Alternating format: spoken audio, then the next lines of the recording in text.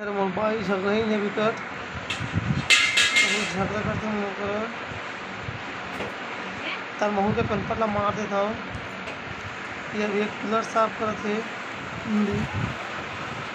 सबको पानी छिड़ा के।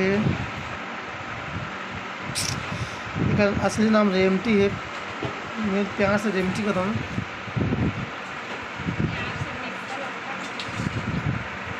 भैंसा ही का घर है।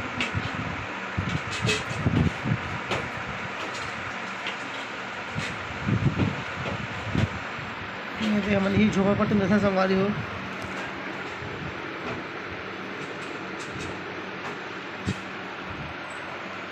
अब पानी बन जाए तुम लब्बड़ घर में संभाली हो। पंखा चाहता बोले मन मारे घर में थे। यह भयंकर गर्मी है।